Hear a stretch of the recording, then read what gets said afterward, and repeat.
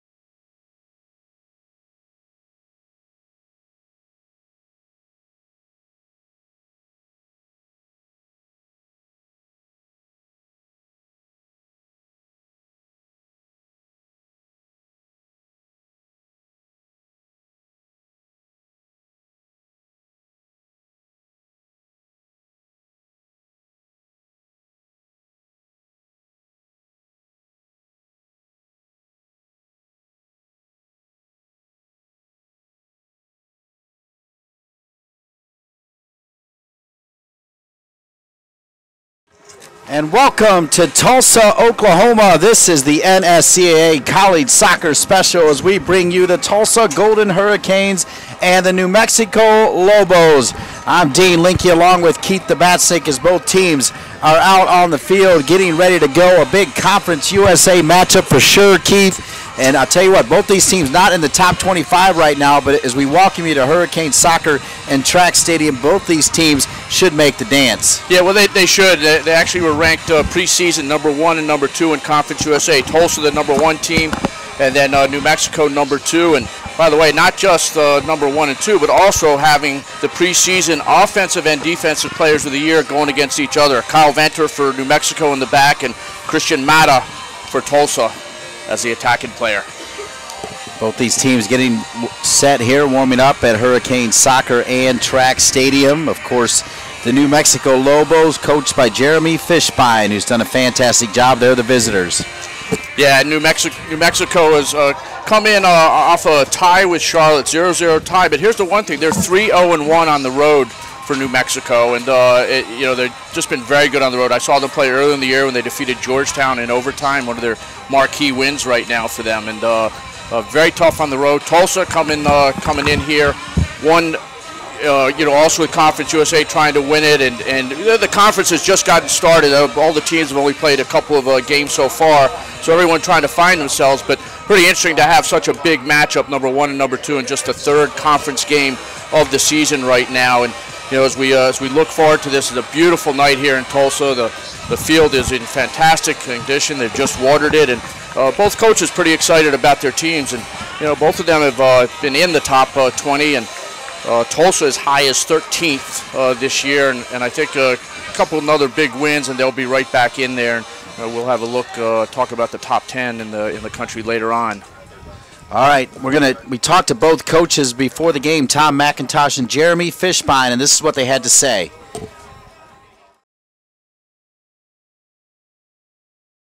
Well, I think we're going to have to connect in terms of our possession.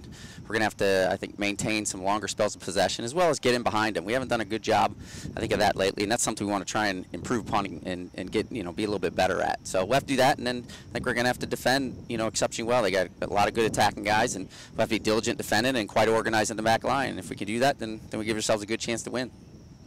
First of all, you know, we got to be relaxed. We got to be confident. We got to be good defensively. Identify how Tulsa plays. Tulsa wants to get on the ball. They want to play out of the back. We got to be good with our pressure and squeezing the field. We got to make the field small, play in their half, and be good on the ball. Connect our first couple passes. You know, squeeze behind. And take our chances. That's kind of been the key for our success this year. Continental Tire, the presenting sponsor of College Soccer Night on NSCAA TV. Continental Tire, innovative technology, driving confidence. Learn more at continentaltire.com. And of course, the coaches' interviews are brought to you by Shattuck St. Mary's. It's a college prep boarding school with a full-time residential soccer center of excellence for boys and girls and a member of the U.S. Soccer Development Academy. To learn more, visit s-sm.org. Midfielder number 21, O'Neal Fisher. And midfielder forward number 24. Getting ready here for New Mexico. They are in all red, the Lobos. And the hosts here, the Golden Hurricanes from Tulsa, coached by Tom McIntosh, who's done an amazing job here at Tulsa. He went to school here at Tulsa after transferring back from UW-Milwaukee, and that's the Tulsa starting lineup, Keith. Yeah, and we see a 4-2-3-1, and they've played around with this. They've been at a 3-5-2 last week when they played Maryland. Trying this out, trying to find the rhythm and everything. Watch number 9 and number 14, the brothers, Omar Mata and Christian Mata. Quite an offensive group there for Tulsa. In goal, number 1. And that's the Tulsa starting lineup. Let's take a look here now, perhaps at the New Mexico starting lineup. And New Mexico playing a 4-2-3-1 as well, so we have a matching lineups going with each other. New Mexico tough to get behind, and Kyle Venter, number 12, tremendous in the back, and Lish in the goal. Michael Lish, the transfer from Wake Forest, and 4 shutouts on the year already.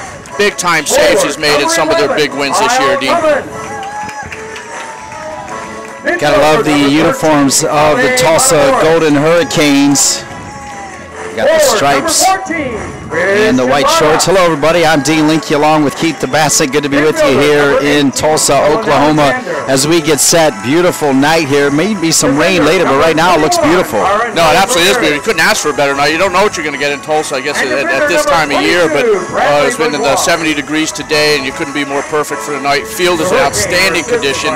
I think, you know, a midweek game, this is going to have a lot to it. Again, we talked about the 2 top teams preseason in Conference USA playing each other in just the 3rd game of the conference season. All right, we're going to let you enjoy the national anthem right here on NSCAATV.com. We'll have the national anthem, and then we'll get started.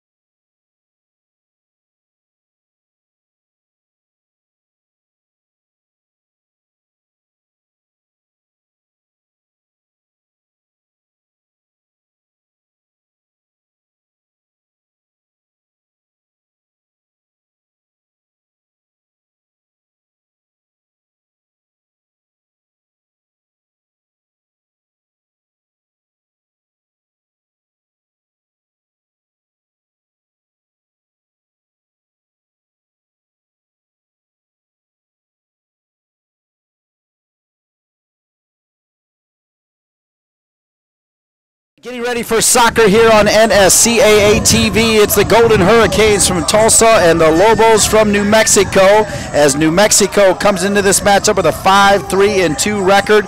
Tulsa comes in with a 6-3-1 record. Of course, New Mexico has played some tough opponents. They're coming off that 0-0 tie against Charlotte, but they beat Georgetown at Georgetown. Your old school. Were you Coach? Thank you. Yes, I did coach there, and I watched that game, and it was a dead even game. Maybe New Mexico deserved it in regulation. Once it went to overtime, however, it should have been a draw, but New Mexico scoring in that second overtime, a heartbreaking loss for Georgetown, but one of only 2 losses for Georgetown as they actually defeated Providence away today to continue their hot streak. 99 As you said, Tulsa is 6-3-1, and coming off a couple losses before they won at South Carolina, big overtime win this last weekend, 2-1, and they had lost at Maryland, a game I saw as well, 2-1 to the Terrapins. Very good game too. I thought Tulsa looked good, but like I said, they played a 3-5-2 in that game. They've gone to a 4-2-3-1, and we'll see how that works out for Tom McIntosh, the 19th year head coach. All right, Tulsa with their formation of 4-2-3-1, the young freshman who actually part of the U17 and U18 residency. Jake McGuire is your goalkeeper. Left to right, Brian Nose Ramirez, Bradley Bourgeois, Quentin Duncan, and Abe Matamoras is in the back. In the middle, Tony Rocha and Dylan Alexander. 3 in front of them, Akil Barrett, the Jamaican transfer from Akron. And then Omar Mata is on the right. Kyle Cummings, the speedster's on the left. And then Christian Mata, here's a player that's on the Herman Trophy watch list. He's a big-time player, just a sophomore.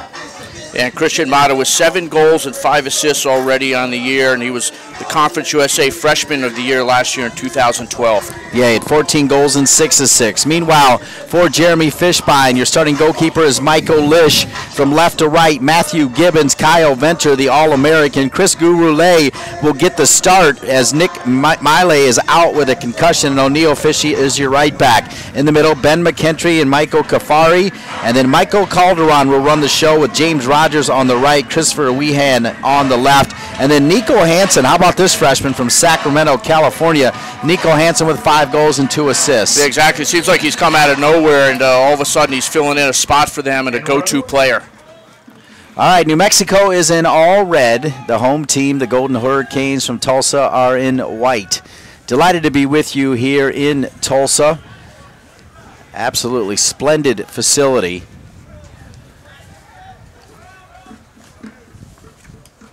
And Keith, how about some keys for a New Mexico win? Well, I think the keys for New Mexico, number 1, being compact. They have to stay compact. That is their bread and butter, actually, make it very difficult for teams to get behind them. I think they want to press high. They may not be expecting the formation that Tulsa's in, so we'll see what they do.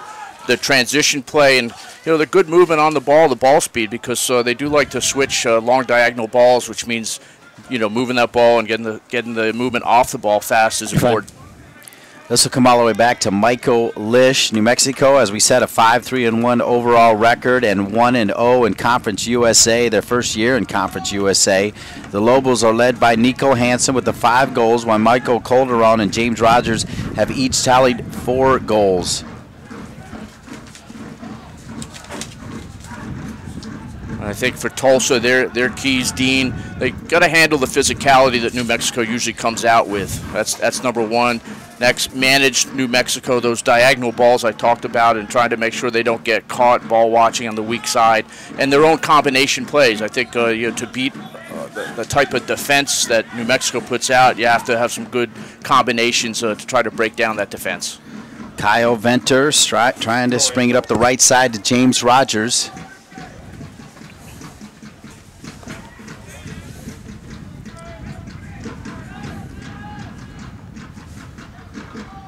And this one will be played out of bounds.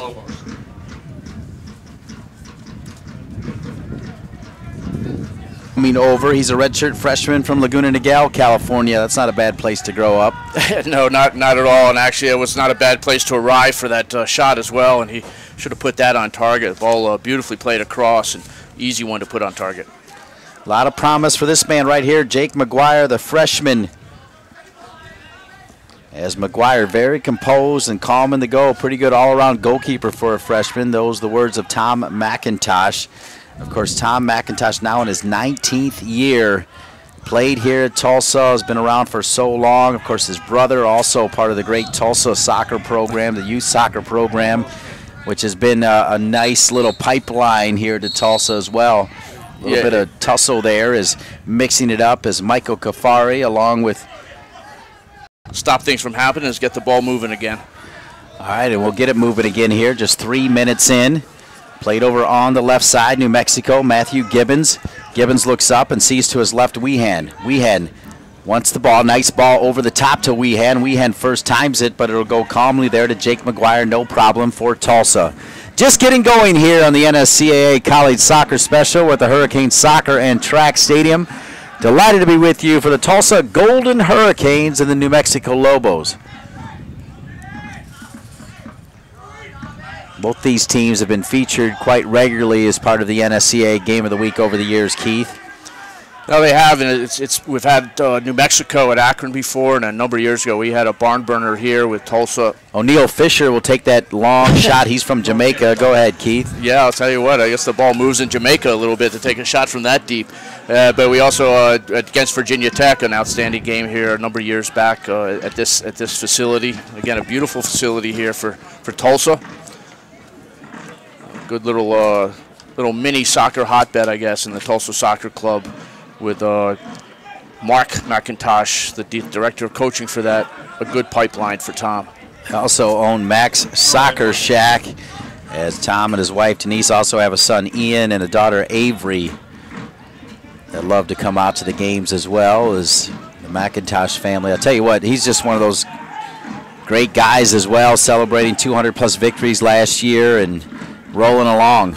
Yeah, no, in fact, you get 200s always seems to be in the NCAA tournament, coming over from the Mountain Pacific Sports Federation. This is their first year in Conference USA, and they're certainly sure to be one of the dominant teams in Conference USA. Here's Omar Mata, and Omar Mata, the Mata boys are from Tulsa, Oklahoma, went to Union High School, and they love them here in Tulsa.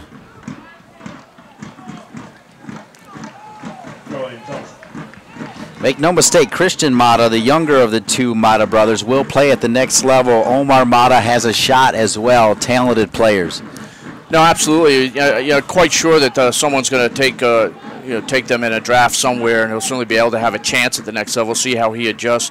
Christian has such a nose for the goal. He's so good around the box. Really hard to knock off the ball and low center of gravity. And it'll be an interesting matchup with him and Kyle Venter, the New Mexico defense. Bradley Bourgeois, number 22, hit that one back to his goalkeeper. Talented back line for Tulsa. Corner kick now for Tulsa. And going over to take it is Omar Mata. Yeah, and they'll put two to the ball. I saw them play against Maryland last week, and quite often two to the ball and trying to pull players out of that middle.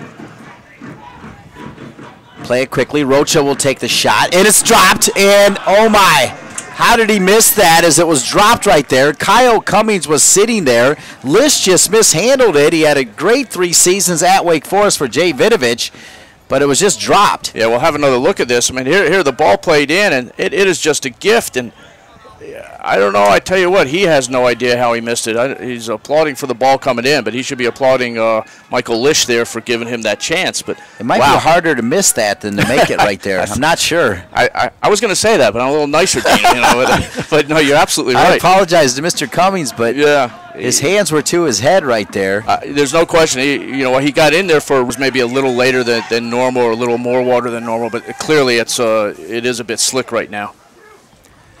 8 minutes in, Tulsa and New Mexico, a big Conference USA matchup. Both these teams starting to fill each other out a little bit, but Cummings for Tulsa with after they've graduated even, but they still have a year of eligibility left, and their first year grad school they can play, and you're allowed 5 years to play your 4 years of eligibility once you step on campus. This is really interesting as New Mexico's got a player really deep in the 18, in an offside position. He's clearly going to come up. Calderon will take it. Calderon off his line, though, is Jake McGuire. Here's the deal with McGuire. He's got good size. He's wiry, and you get the feeling as a freshman he's going to kind of grow into his body as he's very slender. And if he does, he could be dangerous. Yeah, well, again, in the game versus Maryland, he made some big-time saves in that game and gave Tulsa a chance to come back and to, you know, they didn't get the tie at the end, but Tulsa certainly had some chances in the final parts of that game. And by the way, Maryland is not an easy place to be a goalkeeper to play at with the crew behind you, you know, letting you know everything you're doing. Well, McGuire's got himself in a competition with Cody Muma, who's also played in 5 games. McGuire looks to be now the first choice, but Muma not a bad second goalkeeper. A little banged up right now for Tom McIntosh. McIntosh assisted by former Buckeye Justin Cook, and then Ryan Poore comes home. Poore was a great player and had to retire and hang it up because of concussions. Jeremy Fishbein is assisted by Paul Souders, Brandon Moss, and their goalkeeper coach is Sava Biller. The goalkeeper coach for Tulsa is Eric DeFreitas. One in the middle, and a foul. And now they're going to stop the clock, and right away, James Rogers will get a card. He's not sure why. Well, Peter Diemer was right on top of that, and I don't know. He's thinking he thought maybe it was a head injury to Rochin. Maybe that's why he was thinking about bringing the trainers out. But it looks like he was calling an elbow there, and automatically brought the yellow card out. Yeah, it's interesting because Dima actually indicated over to Jeremy Fishbein a signal for an elbow. Yep. So well said, Keith. One in the middle there on the turn, Akil Barrett. Now we saw Akil Barrett actually play against New Mexico when he played for Akron as part of the NSCAA Game of the Week, the Jamaican. And he really didn't play much after that game. As Maddox got a red card, they put him up top, didn't do a whole lot. And then the talented players can go at you, dribbles at players, and opens up a lot of things in the opponent's defense. Throw in Tulsa.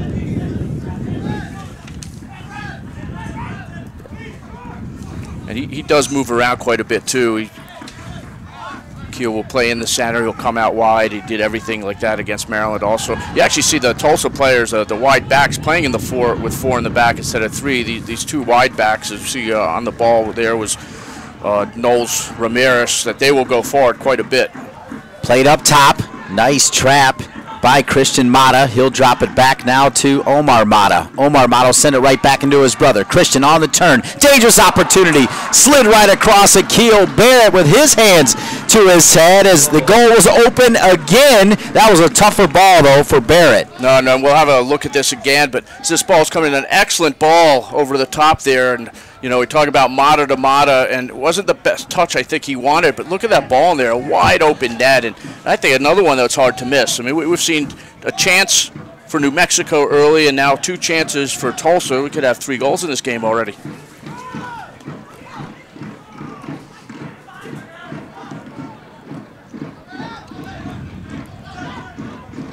Played up top, pretty good ball by Kyle Cummings, trying to find Barrett as he comes crashing down, the young Jamaican. He actually told me that he still keeps in touch with his former teammate Darren Maddox, now starring for Vancouver, who also played on that Akron team. Of course, Maddox was fantastic. That was one of the best, if not the best, college soccer team there's ever been that year with Akron.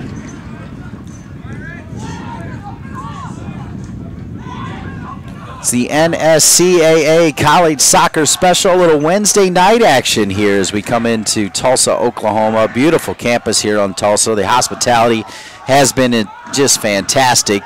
Tom McIntosh really sets the bar high, and everybody seems to have that same mentality. Very, very good people. No, absolutely. It's fun to be here for the second time. Hope we'll be back again at some point. Left side here now for New Mexico. Christopher Weehan is on it.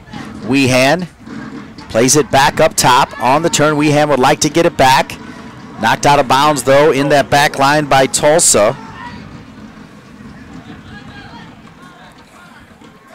As Quentin Duncan, who is from Canada, part of the Vancouver Whitecaps program, was the player that knocked it out of bounds. Here's Matthew Gibbons, number 3 for New Mexico. Dropped into space. Running onto it there is Nico Hansen.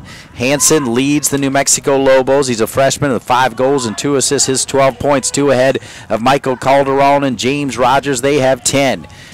That is New Mexico's scoring attack.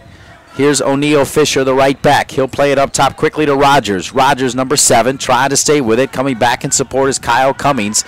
It was Cummings who had that sitter early on in this one. Doing the work defensively. One back in the middle park, though, by Michael Kafaris, the senior from Ghana. Well, right now, Dean, where Tulsa's winning 2 sitters to 1.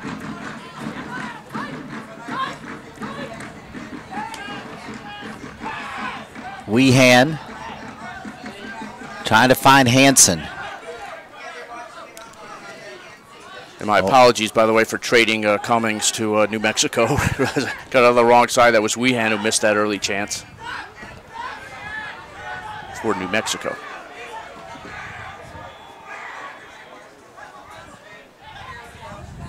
New Mexico over the ball. Michael Calderon tries to switch it left.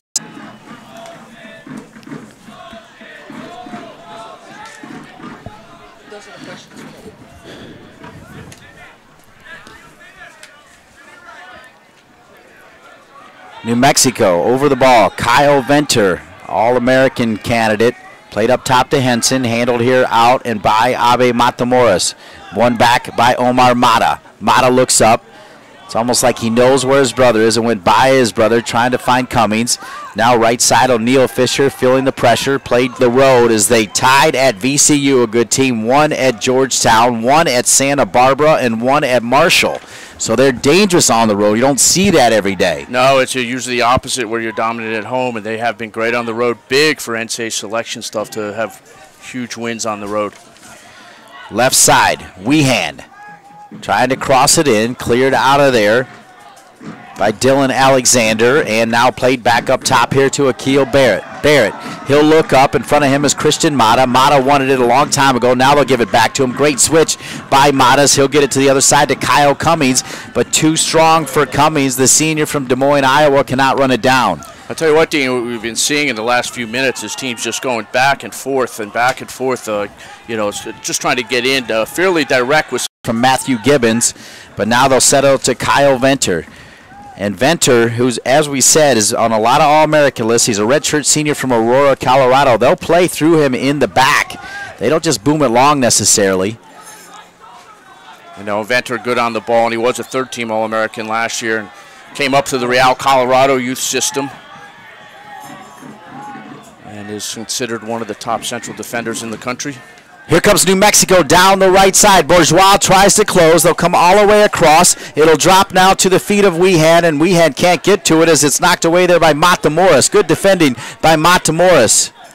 No, it was excellent defending. Actually, his position was perfect so that he could get to that through ball. Something clearly one of the reasons I think Tom McIntosh went to 4 in the back versus New Mexico, because they're so...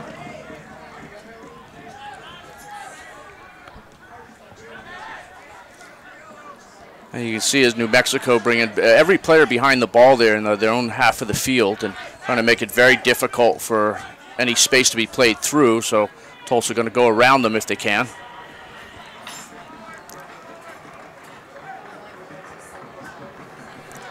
Here's Barrett.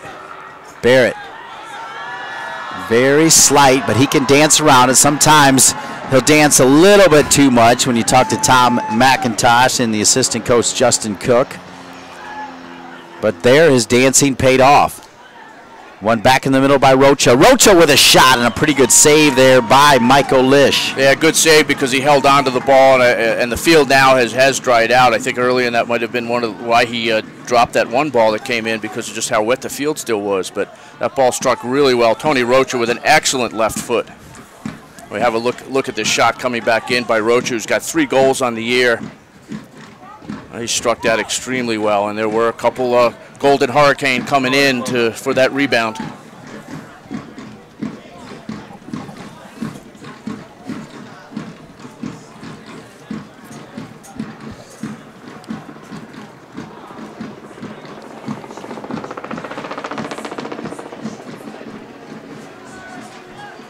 Played in here and played right back, but out of bounds. Not a good pass from Quentin Duncan, and a substitute already here for New Mexico. Riley College Scoreboard at TopDrawerSoccer.com for all of your college score needs. Along with the most up-to-date scores, TopDrawerSoccer.com provides Box scores, match, team, and player stats, video highlights, and game recaps of all the action around the country. TopDrawerSoccer.com. And there's a few games going on. Sorry, Dean. A few games going on tonight, and we'll be checking the TopDrawerSoccer.com scoreboard and bringing you the results when we can. Score here is Tulsa 0, New Mexico 0. Switch neatly here. Calderon gets it out wide right. They play it inside. A little bit of miscommunication as they were trying to find James Rogers, but he falls down. Now here comes Akil Barrett. One back by New Mexico. It's Riley McGovern just into the game.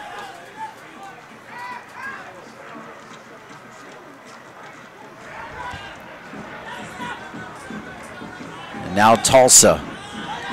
Omar Mata taken away by New Mexico. Played quickly there by Michael Kafari. And one back.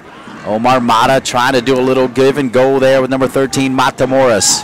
Yeah, just no margin for error on those give and goes when it's so tight. And they're great plays, and you do need to do them to get out of there, because if you connect on the give and go, all of a sudden you've got good numbers. We welcome everybody in here to the Hurricane Soccer and Track Stadium, Tulsa, Oklahoma. Keith DeBatsnik is here. I'm Dean Linke. And there's no score here. A big Conference USA matchup at the Hurricane Soccer and Track Stadium in Tulsa, Oklahoma. Really a perfect night for soccer. Kind of cool right now. Can't ask for anything better. A perfect playing night, and hopefully we'll see some goals go into the back of the net. There's been the chances so far, and 2 excellent chances for Tulsa, 1 pretty decent chance for New Mexico to date. Yeah, if you're just tuning in, Kyle Cummings had what appeared to be an ideal sitter, and then a little bit later, his teammate number 4, Akil Barrett, also had a little tougher shot at it, but the goal was open as Michael Lish had come out to his right. They played it back across, and Barrett couldn't do anything. On the first one, Lish actually dropped the ball, and it looked like Kyle Cummings just needed to punch it in. Of course, that's easier said than done from up here, but didn't it look like he was just wide open? It was wide open, and you saw him just put his hands up to his head right away, and like, how did I miss that? And that's obviously the question we were asking too. And, you know, happens. I think he got caught by surprise that the ball came to him.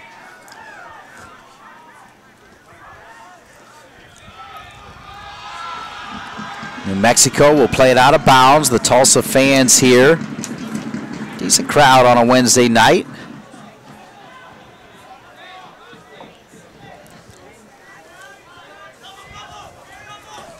Keith, what are some of the other teams in Conference USA that'll challenge for the title? Well, UAB right now started off 2-0-1, and they're certainly always one of the top teams in it. New Mexico, Florida, Atlantic is in here. Tulsa, Old Dominion now into Conference USA. FIU, South Carolina, Kentucky.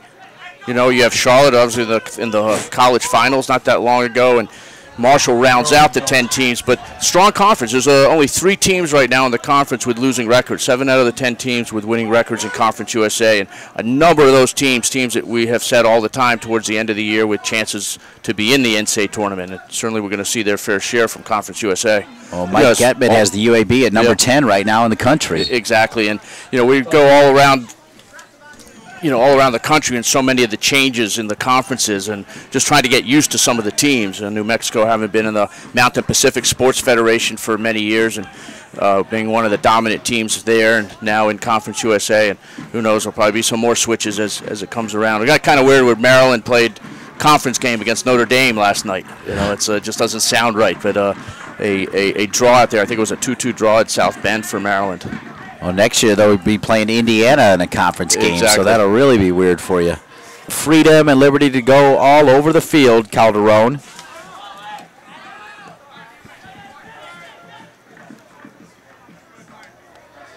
Calderon makes things happen for this Lobos team.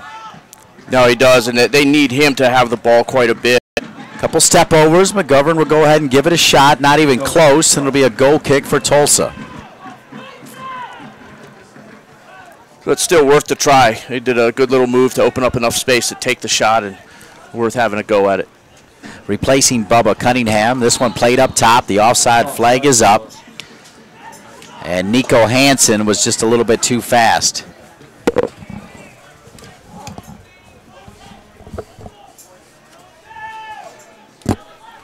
No score. Tulsa and New Mexico here at the Hurricane Soccer and Track Stadium. Longtime Georgetown coach Keith Tabatsnik is here. This one played quickly by Barrett. What a good ball on the turn. Is Mata, can he finish? And cleared out of there just in time. Tracking back is the redshirt freshman that we just talked about. Gurulay saved the day. Yeah, Gurulay did do that. It's the second time because he was the one who saved that through ball about 10 minutes ago from going in for a one-on-one. And great position now. A quick corner for the Tulsa. And headed out of there by New Mexico as Christian Mata, 14 goals and 6 assists, was a runaway winner of the Conference USA Freshman of the Year. He's got 7 goals and 5 assists on the season this year, and he was looking for his 8th right there.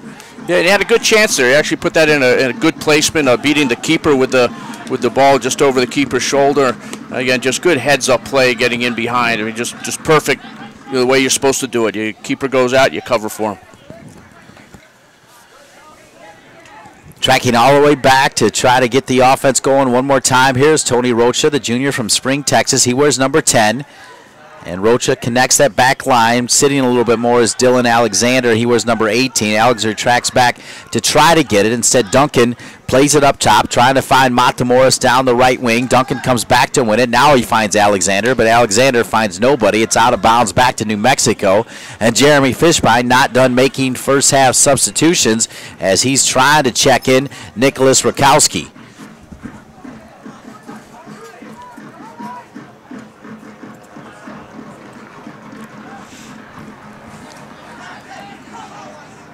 Rakowski is a player that he'll put up top at center forward, and that is probably where he'll make the change when he gets the opportunity. A little over 15 minutes left here in the first half.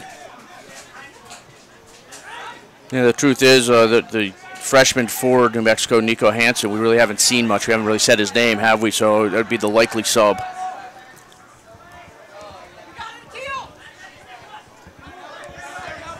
Akil Barrett able to run it down. A little bit of flash back to his left foot. Pretty nifty pass. He'll get it back. Barrett, that ball got away from him just a second. Now Rocha will go out wide left. Making that run over there is Byron Knowles Ramirez, the left back, getting forward, wearing the number 21 jersey. And that was a pretty good attack. Started over here on this side by Barrett when they switched the field. They lost some of that quality possession, and I'm not sure what the call is right now. Yeah, no, it's hard to tell because the ball was picked up. I don't know if somebody thought it was a whistle there or what, but let's see what Peter Dima's going to do here. Looks like there's a football game going over on the other side, and Dima's saying that's where the whistle was from. So, well said, Keith Tabatsnik. That's exactly what happened. As you saw, Jeremy, you saw Dima actually look over at the other field and signal the whistle. All right, here's that substitution we were talking about. Yeah, and this is Nico Hansen coming out and Nicholas Rachowski going in. He's got 1 goal on the year. Started 2 games and gone in all the others from Flower Mound, Texas. On the season, he's got 1 goal in 8 appearances. New Mexico's played 9 games. They're 5-3-1. As Follansby with 2 goals on the season. He's played in all 10 matches as Tulsa comes in with a 6-3-1 record.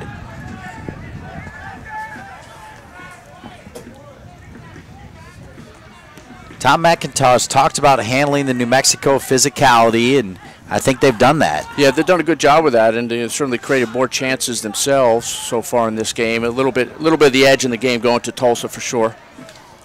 But still 0-0 in anybody's ball game, and New Mexico, they when I saw them play Georgetown, they were very difficult to get in behind, and it takes good teams to create quality chances, and I think New Mexico gave the first quality chance to Tulsa, which was missed, and then Tulsa created a couple others. Tulsa scored 4 goals in 2 games, 3 goals in 2 other games, so they can put the ball in the back of the net. Make no mistake, they've got 21 goals for, only 11 against. New Mexico 17 goals for and 10 against.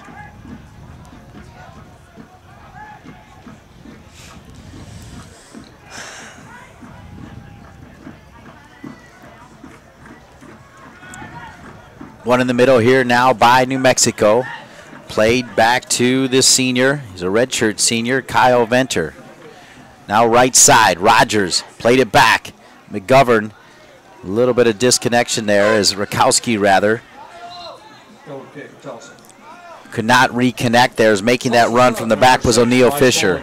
No, and he couldn't get on the end of that, and now a sub for Tulsa. It's number 6, Bryce Follinsby going in. He's got 2 goals on the year as well. Coming out, Kyle Cummings. Number 27, James Lamper. You know, Tulsa, who got to the Sweet 16 in 2012, returned all 8 of their top scorers.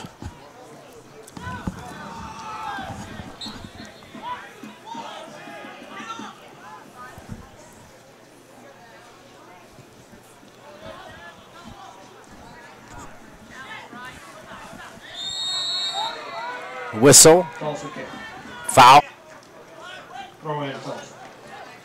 Throw in Tulsa as Dylan Alexander trying to thread the needle. It went off the foot there, though, of James Whippich, who has come in as well. Number 27, Whippich will play that left mid position. Number 27, Whippich, is from New Zealand. Yeah, and Whippich replaced James Rogers. Had some flashes while he was in there, some good moments for him. And Whippich, one of many of the players out here that have played some youth international for their countries. Rocha trying to drop it just over the top to Christian Mata. The Mata brothers from right here in Tulsa, Oklahoma, just like the McIntosh brothers. Tom McIntosh actually went up to UW Milwaukee and was playing with Sasho Sorosky, and he transferred back, but his brother, Mark McIntosh, went ahead and went up to UW Milwaukee anyway, a younger brother, and then came back, enjoyed his time up there. It seems like there's 6 degrees of separation between Sasho Sorosky and the rest of college soccer. Yeah.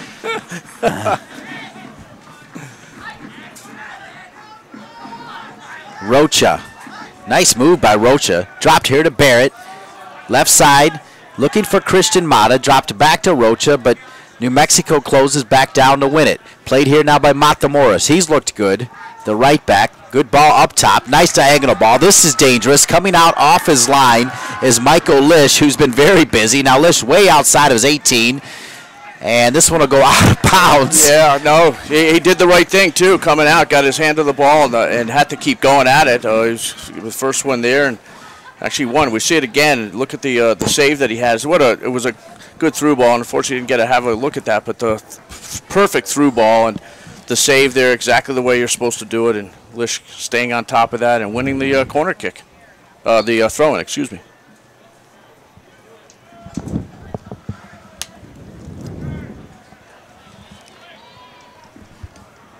Tulsa.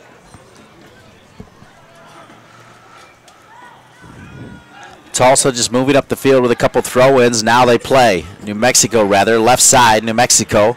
Played in the middle of the park.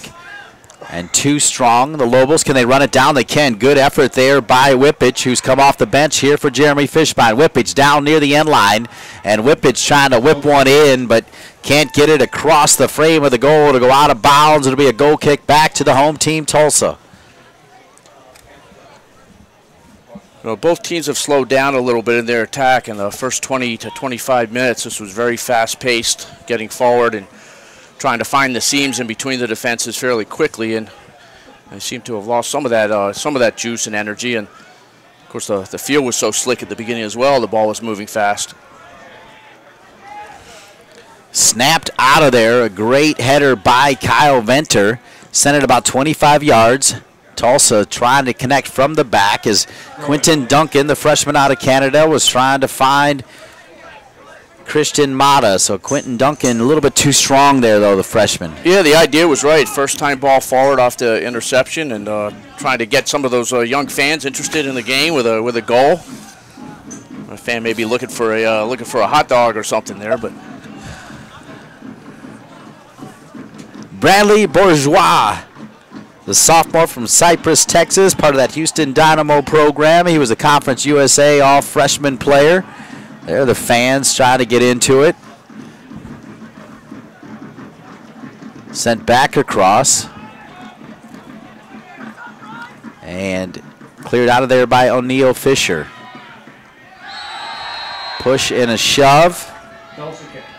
And this will come back to Tulsa. Kind of an unnecessary foul there by New Mexico, as it looked like Calderon was going to win it anyway. Yeah, no, absolutely. It certainly didn't need to do that. And, one of the things that's restarts in a game like this could be the difference in that. And there's just a long switch, and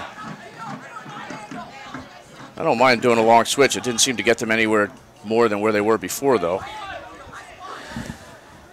Talking before the game, and I'll see if you can give your take on what Jeremy Fishbein had to say. We asked him about the parity in college soccer, and what do you think he said exactly, Keith? He was talking about the fact that you could just be a team that makes yourself very difficult to score against and then become very good on counters or restarts and be extremely successful, and that there's a lot of teams like that, which is why we see so many different teams coming into, and feeling like that Santa Barbara may have been the most talented. This is dangerous. Sorry, yeah.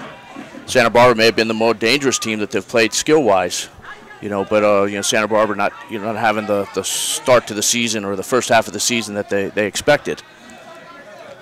You do need a bit of a mix. Meanwhile, it's been an adventure for Michael Lish here today, and Lish comes in with great credentials. Did well for Jay Vidovich and Wake Forest. Played inside. Ben McKendry really needed to do a little better with that last pass. Rocha will slip. It'll go out of bounds. Off of New Mexico and back to Tulsa with just 5 minutes. I'll tell you what, this first half just feels like it has flown by. It has flown by, and I think part of that is how fast the first part of it was, and there were not a ton of chances, but certainly a ton of entries into the final third for both teams, especially for Tulsa.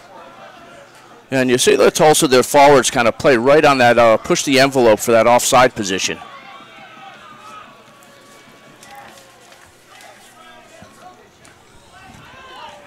Played inside, and a shot! And Christian Mata almost able to finish. And I tell you, Mata has been close on a number of occasions. To book your hotel today.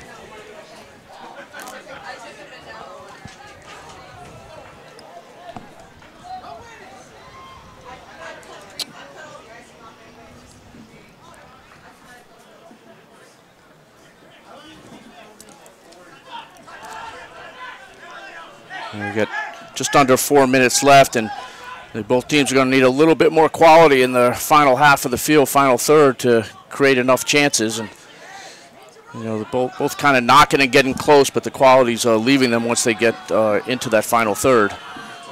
O'Neal Fisher keeps it on the ground.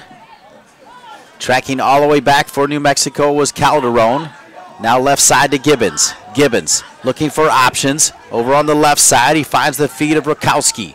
Played back in. Rakowski wanted to get it back, but Calderon is there. Calderon, talented midfielder, trying to drop it into space. Read neatly, though, by Byron Nose Ramirez. One back by Tulsa. And one of the Mata brothers, Omar, plays it up top to his brother, Christian Mata. And Christian Mata with not too many options. I think New Mexico's done a nice job squeezing not one red jersey, but sometimes 2 or 3 red jerseys around him. You have to contain a player like that. Well, you have to, especially done it when his back's been to the goal. He hasn't been able to really do much with his back to the goal, and just a couple times that he's been facing goal, we saw just how dangerous he is when he does get it, facing goal in the 18. 2 minutes and 30 seconds left here in the first half. Still no score. The host, Tulsa Golden Hurricane, and the New Mexico Lobos Conference USA Men's Soccer right here on NSCAA TV. New Mexico putting some passes together. Kafari sent back across, trying to find Calderon, and it's one back. And now Tulsa. Akil Barrett, the Jamaican, continues to dance around. He'll play it back here to Rocha. Rocha will look up. Usually when you look up, there's 1 or 2 Mata brothers right in front of you. There was one, but he went backwards. Rocha will spring it wide right the other side to Follansby, the sub. Follansby sends it right back, kind of a dangerous ball. Could have kick-started the yes. New Mexico attack. Matamoros stepped up, no problem for the veteran Venter, who's pushed from behind there by Follansby, as Follansby has come off the bench here for Tom McIntosh. Yeah, and really we just haven't had any flow in this last part of the game. And 1 or 2 passes, and it's given up to the other team. They just have to get better quality. Please do not cross the field or enter the field. You may go around the field on the track. You'll find the concessions and the restrooms in the northern complex.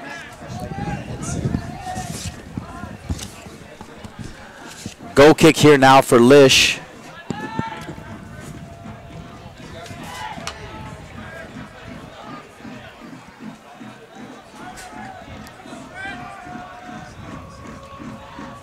Omar Mata, 60 seconds left here.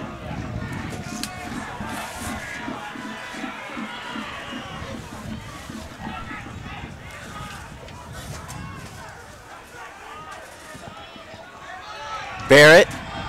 Let's see if Tulsa has one more last spark in him. Not that way. One back here by New Mexico. Charging the other way on it is Whippage. Whippage sent into the box. Dancing around here now is McGovern. First half substitutes. McGovern will square it back. It'll find the feet now of McKendry. And stepping up just in time is Rocha. 25 seconds. New Mexico's not done. One out of the back though by Knowles Ramirez. And boy, I'm sorry, Dean. I just don't know why Riley McGovern didn't hit that ball with his left foot. He had such a great opportunity. And with the final 10 seconds counting down after the first 45 minutes, the home team Tulsa 0 and New Mexico 0. Yeah, and I'll tell you, after the first 20 minutes where there seemed to be entries both ways for both teams, couple with about 5 minutes to go, and that should have been a chance there for McGovern. Riley McGovern has 1 goal and 2 assists on the year and had the opportunity right there to put a shot on target with his left foot. And our Disney Soccer Player of the Week is Emil Ekblom, who was part of 4 goals in that 5-0 thrashing of NC State. He is your Disney Soccer Player of the Week. Congratulations to Emil Ekblom. As the halftime score is Tulsa 0, New Mexico 0, and we're joined by the 19-year head coach of the Tulsa Golden Hurricanes, Tom McIntosh. Tom, your thoughts on the first 45? I thought we got into it after about the first 10 minutes. I thought we started to connect a little bit better. Had a couple good chances, and I thought defensively we did a pretty good job. We got to do a better job picking up in midfield. When we put Omar in there, I thought he did a better job of organizing, holding the ball, and Akil will be dangerous, wide on the right. Well, Tom, you had a couple of gifts there, actually. I mean, it's going to be a little frustration. Literally gave you a couple of gifts early in that game. And yeah, no, I mean, and look, I think we got good chances. Our movement was good, and yeah, it'd be nice to be up a goal or 2 right now. But as long as we're creating chances, I'm not concerned. All right, Tom, good luck in the second half. Thanks for having us. Thanks, guys. Tom McIntosh, the fine head coach of the Tulsa Golden Hurricane. It's 0-0 at halftime. We're going to step aside and come back with more right here on NSCAA TV.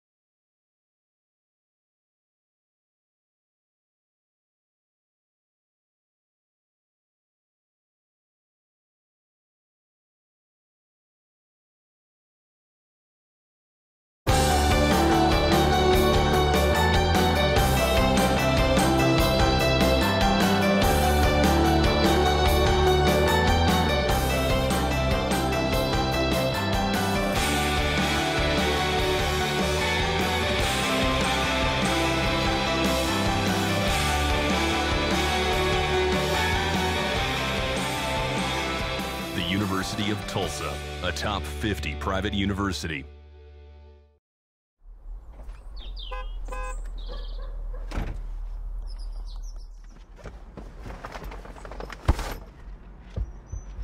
Hey, Miss C. Sorry I'm late. That's okay. I just don't want you boys to be late for your big game. Okay, have fun. I'll be right here after the game. Continental Tire, the official tire of Major League Soccer. Each year, the NSCAA puts over 7,000 coaches through our coaching education program. Youth, high school, and college coaches. So, before you walk through the stadium gates or see the first fan from the other team, ask yourself one question. Are you setting a good example for the next generation? Make sportsmanship your best play of the game, and make it a great day for CUSA football.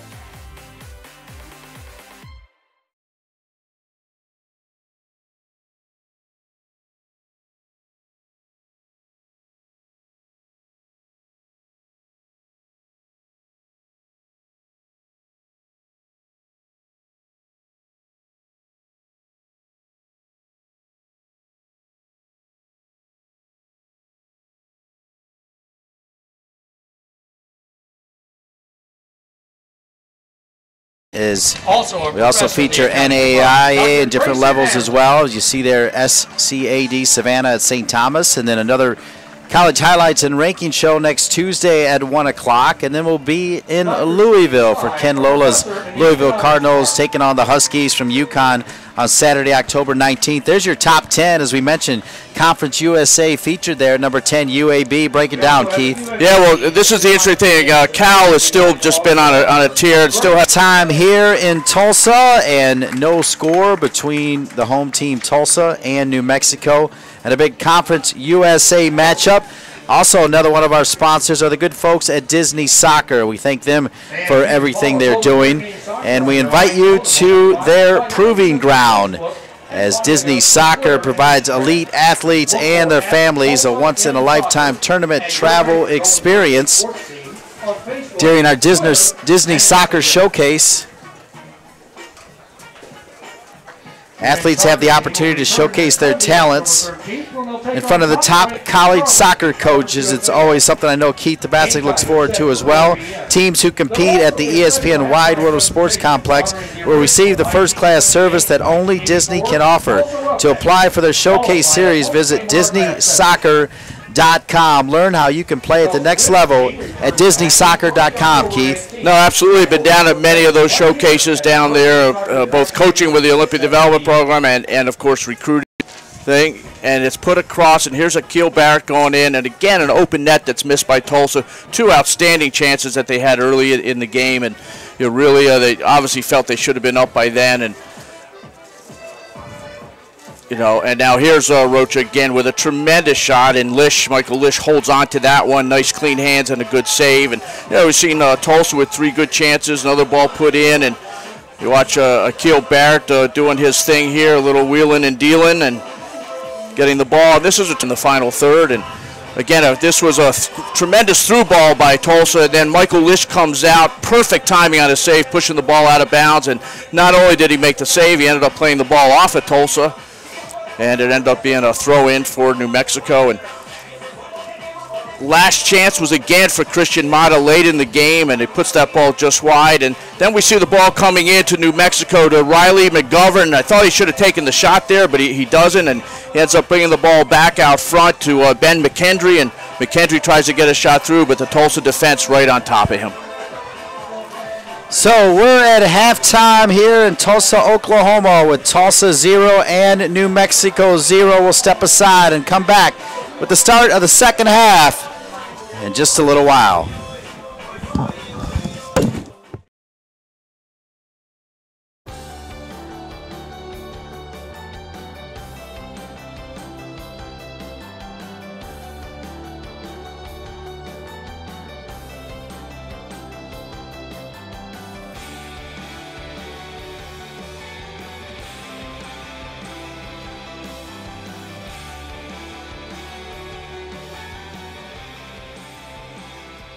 University of Tulsa, a top 50 private university.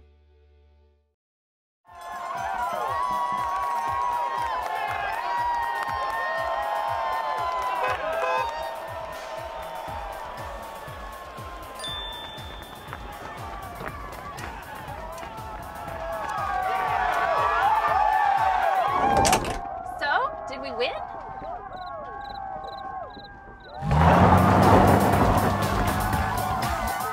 Continental Tire, the official tire of Major League Soccer. Tra-la-la, tra-la-la.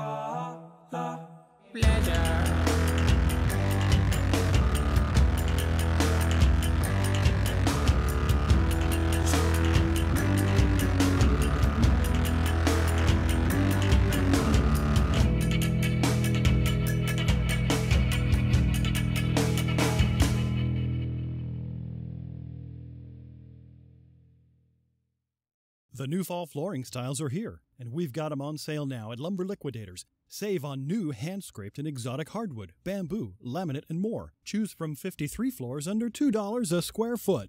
Don't wait. Sales going on now at Lumber Liquidators. These are the faces that look up to you. You, the fans, the people who pack the stands week after week. So, before you walk through the stadium gates or see the first fan from the other team, ask yourself one question. Are you setting a good example for the next generation? Make sportsmanship your best play of the game, and make it a great day for CUSA football.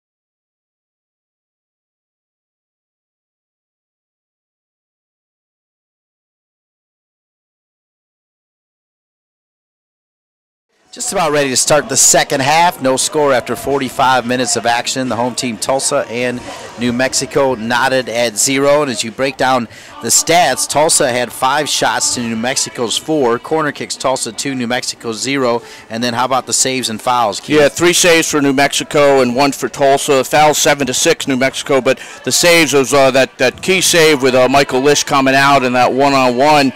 But in terms of the shots, 5 shots for New Mexico for Tulsa, but 2 sitters for Tulsa missed actually. And again, they hope that does not come back to haunt them in this game. And fairly even game, although with Tulsa getting the nod on having the better chances and the better looks at goal.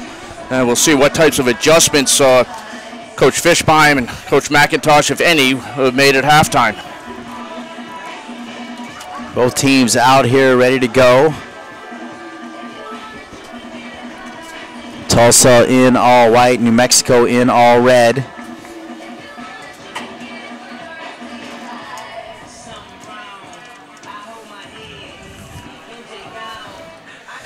And getting ready for this to start. I don't think that Tulsa is going to make any changes. I think they have to be pretty happy with what they're doing. And the question whether New Mexico does, I don't think they'll change any formation. It'll be interesting to see who comes on. For them, the guy who starts up top for them, Nico Hansen, really didn't touch the ball in the first half. We hardly said his name, so the question is, will he be back in or somebody else up top? And again, Michael Calderon, a key for them as well. That he needs to be involved quite a bit more for New Mexico to do well. All right, we get ready here to start the second half, and just before we do, we will be joined by the head coach of New Mexico, Jeremy Fishbein. Jeremy, what was your message to your team in the locker room? I mean, the message is we got to be good on the ball. I mean, it's kind of a game of transition. That both teams are good going forward with space. I think we got to squeeze high. We can't let them out. We got to be good when we have the ball. And, you know, I think there's some opportunities in wide areas if we can get wider at times. I think we're playing a little bit too narrow. All right, we'll let you get back to it. Thanks for being with us, Thanks. Coach. Jeremy Fishbein, the head coach of New Mexico, as the second half is underway, and New Mexico trying to get right back to it. As played up top, Rogers is back in there now for New Mexico. As New Mexico led up top, Nico Hansen. We'll see if he's checked back in yet as well. Oh, yeah. And does not look like Nico Hansen's back in there, though, does it? No, and it actually looks like Rogers is up top in that spot. So Rogers up top with Calderon. Going the other way is Tulsa. No score in this one. You saw there in the highlights the best opportunity came from Kyle Cummings right in front of the goal for Tulsa, and then Akil Barrett with a pretty good opportunity. And then you thought Riley McGovern should have maybe first timed that one inside the 18 as well. Yeah, I thought he certainly had a good look at goal on his left foot, and you know, perhaps just not his favorite place to shoot a ball from with his left foot, I guess, because you know, really had a good thing. He had the keeper coming across and put that to the far post with a good chance. You know, and opportunities don't come often in these sort of games. You definitely need to take them. And Riley McGovern, I don't believe in the game either right now. He's also come out. New Mexico comes back out with Michael Lish, the transfer, the graduate rather, putting his last year in here, getting his graduate degree from New Mexico's Michael Lish from Wake Forest. Left to right, Matthew Gibbons, Kyle Venter, Chris Gourelet, and O'Neill Fisher. In the middle of the park, Michael Kafari and Ben McKendry, I do believe, are still in there. Yep, there's number 6 McKendry right over there. And we know Michael Calderon and James Rogers are in. Meanwhile, for Tulsa, they play this one up top to Kyle Cummings, number 11. Now goes left side. Played over here to Brian Nose Ramirez. You know, Nose Ramirez gets up quite a bit for Tulsa, but he's got to have a lot more quality at the end of that. You know, the passes he's made or trying to beat players has not been successful. And you know, it's great to have the attacking wide backs. He's just got to be a little bit better on that. And Costa Rican under 17 international, and you know, generally very good with those crosses. Played too long. It'll be a throw-in back for Tulsa.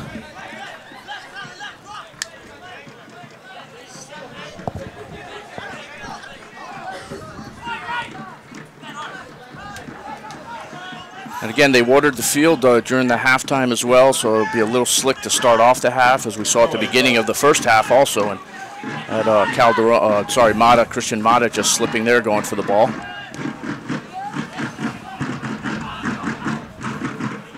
This one boomed long. Trying to find Barrett, who's drifted over. Now, both teams kind of, you know, Dean, trying to figure this out, but it's interesting, you know, that both of them going in these longer diagonal balls, but both back fours are just in good positions, and they're going to have to find a different way to get through. For Tulsa, they were so effective when they did find Akil in the middle, Akil Barrett, that is, in the middle, and he was able to turn and go at the New Mexico defense. And the one thing, again, we haven't said, we talked about New Mexico needing Calderon, you know, to be the guy to go to and make it happen, and he just hasn't got the ball a whole lot. Registration for the 2014 NSCA Convention is now open. You can join 10,000 of your coaching peers for soccer's biggest party, January 15th through 19. You can even get your coaching diplomas during the week. Visit nscaa.com/convention for all the event details. New Mexico trying to get the attack going. They've been so good on the road, some impressive victories that should help their cause. They watered the field again at halftime, and once again, a player slipping down. This one will come all the way back. Yeah, and that's one of the things too, is that you know, for this first part, you know, the ball skidding around and everything, and the teams have to be a little careful, especially in the back. And we saw that early in the game when Michael Lish dropped that ball right to the feet of Kyle Cummings, who could not punish New Mexico for that mistake. Delighted to be here at the beautiful Hurricane Soccer and Track Stadium in Tulsa, Oklahoma. Fantastic night, a Wednesday evening for Conference USA Soccer right here on NSCAA TV, as this one played down the left side. and a little bit too long. It'll come back to Tulsa, and indeed, it is a pleasure now to be joined by Dr. Derek Gregg, the Vice President and Director of Athletics for the University of Tulsa. And Dr. Gregg, it's great to have you up here. It's good to be here. Thanks for inviting me. Of course, Dr. Gregg was a star football player for Vanderbilt, and you look like you could still play, my man. Looking good. You know, I don't know if I was a star, but I was okay.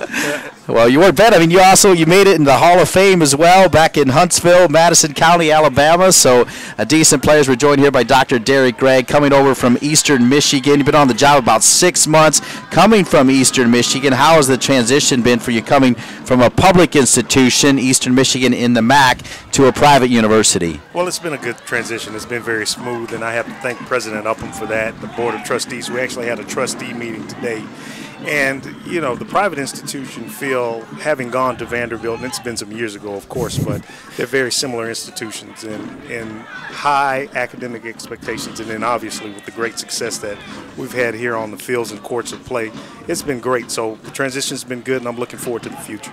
Tulsa's had a lot of success, Dr. Gregg, in Conference USA, winning 49 championships in the last 8 years, and I know you've only been at Tulsa a short time, but what have been the ingredients to that success, in your opinion? Well, I think I always say this, in college athletics, successful programs are built around the coaches more so than the players. And, you know, on the professional level, sometimes you don't even need the coaches so much, but our coaches here are great. We have a lot of veteran coaches who have been in the business for a long time, and just here, Tom McIntosh is one who is a Tulsa alum and has done a great job here having a ranked team.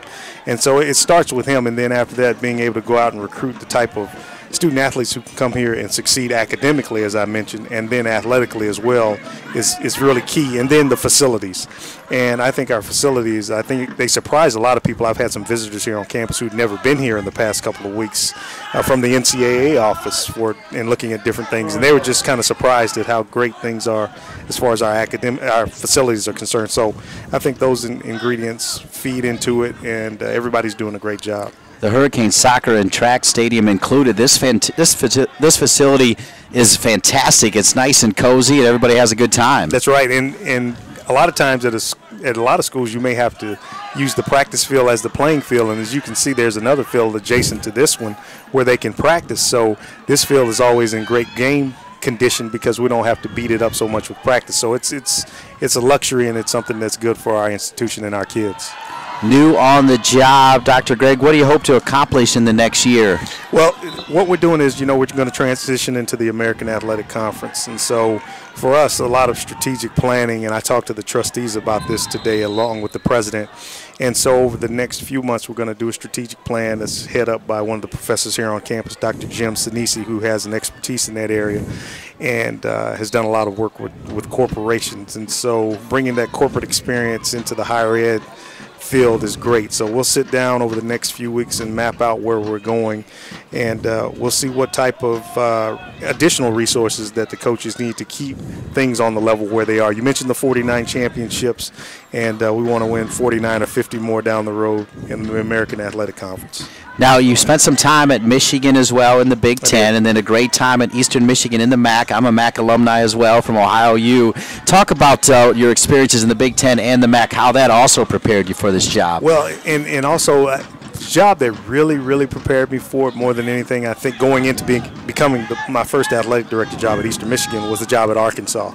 And working for Frank Broyles, who was a great mentor of mine for 6 years, and I ended up being his right-hand man for 3 years, the last 3 years that I was there. So that experience, the Big Ten experience was great. I was at the University of Michigan when Charles Woodson won the Heisman, the first. He's from my hometown, by the way, Fremont, Ohio. Great guy, and he's still playing. And so being around those types of student athletes, I think has helped me in my transition as I've risen through the ranks per se, and this job is just a great step for me and my family, and I really appreciate the opportunity to be here as the VP and Director of Athletics. Well, I'll leave you with one more question, because I know you said you weren't a star, but you were a pretty good football player. Playing in that team atmosphere, I believe, sets you up even better for this kind of role. Talk about what that meant to you outside of the team, because it's got to help you, right? Oh, there's no question. And what I tell the student athletes when I talk to them is that you also meet some of the people that will be with you for the rest of your life.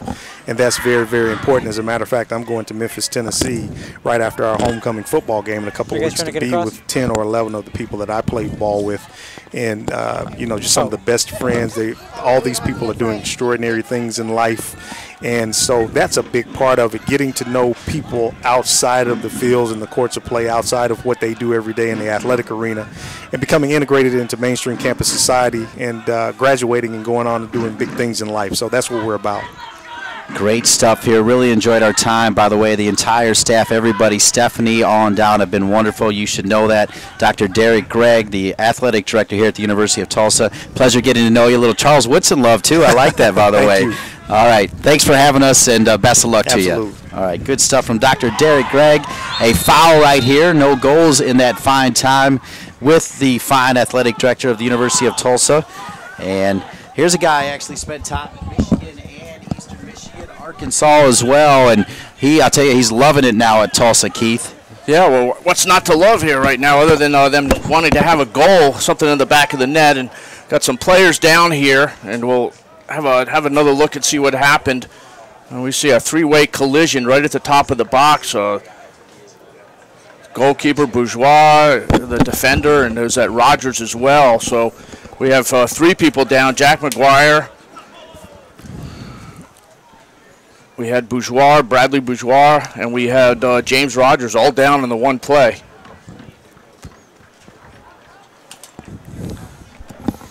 And we got McGuire back up right away.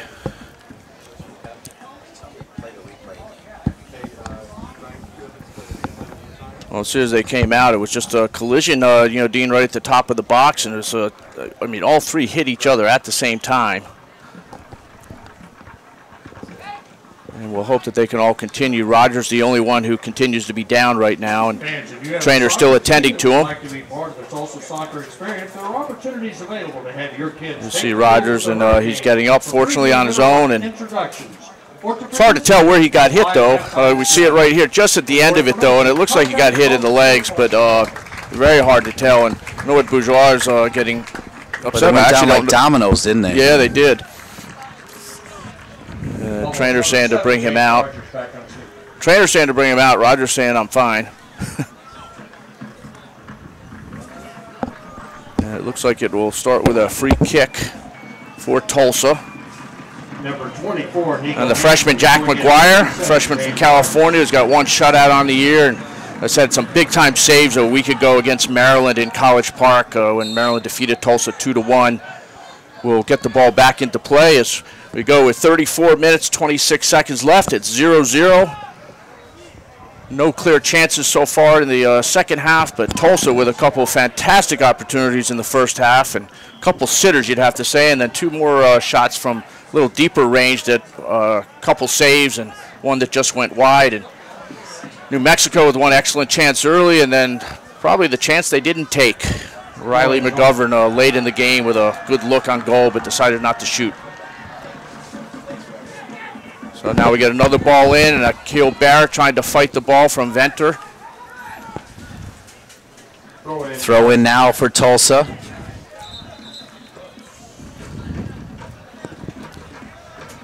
That was quite the collision, Keith. Yeah, it was. I tell you, Rogers got the worst of it, I guess, and I don't think that it's going to take a lot more than that for Bradley Bourgeois to get hurt. That guy is a solid build there. Left side here to Knowles Ramirez. It'll go out of bounds as 33 minutes and 25 seconds left here in regulation. Still no score. Yeah, and that was Rogers going to the bench after the injury, and you have Nico Hansen coming back in, and Hansen with 5 goals and 2 assists on the year, but didn't really face goal in the first half, and now back in to see if he can get things back on track for New Mexico. Expected some goals here. Tulsa ranks among the nation's top 40 teams in 6 categories so far this season, including 17th in scoring offense, averaging 2.1 goals a game, and total goals 24th in points per game and total points, and 34th in total assists. But they had a couple sitters in the first half, not able to put it in the back of the net. I think Jeremy Fishbein also thought this game was going to open up a little bit. Yeah, they both did, because I think, again, both these teams, it's not for lack of effort. Both these teams have tried to get in behind each other and tried to do it relatively fast. I'd have to say not with a ton of rhythm in their play, but certainly with a purpose of getting in behind the other team. And Problem is the back fours don't make it easy for them, and they have to have a little more creativity, and I think on that side Tulsa's had a little bit of the better with them, mostly with the Mata brothers. New Mexico. They were trying to get it down and cross it, but taken away there by Tulsa. Tulsa in white, New Mexico in all red. I just want to thank Dr. Derek Gregg for joining us here in the second half, the athletic director for the University of Tulsa, as this goes left side.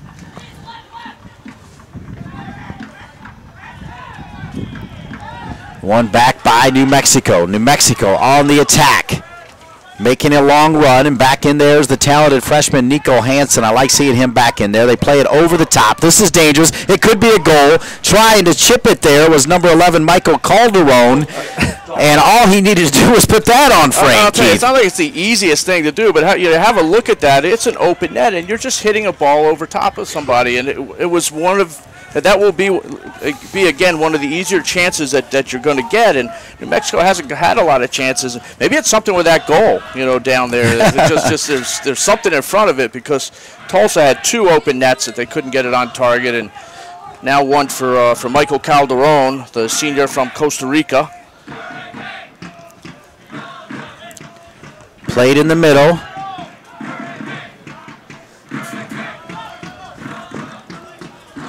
And then played in the back.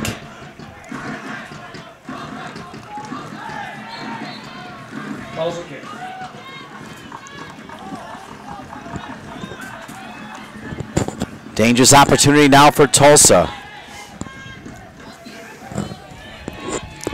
This is Tony Rocha who, no, it's not Tony Rocha, sorry, my bad. Omar Mata putting this ball in. And they put Bourgeois has gone up from the center back, and the main target on these free kicks. And Mata will take it. And indeed, Bourgeois was there, but it's not on target. Didn't have the hang time for that one, did he, Dean? It's just trying to hang on the backside of the New Mexico player, Michael Kafari.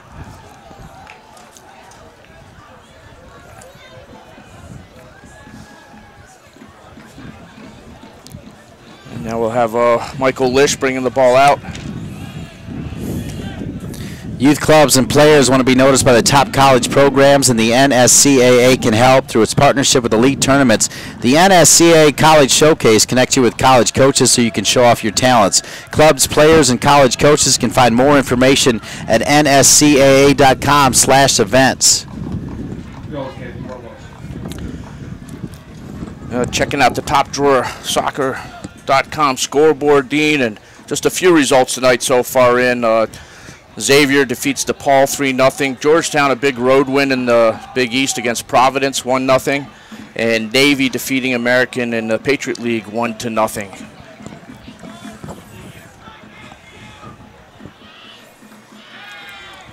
If we get more results before this game is out, we will pass them on to you.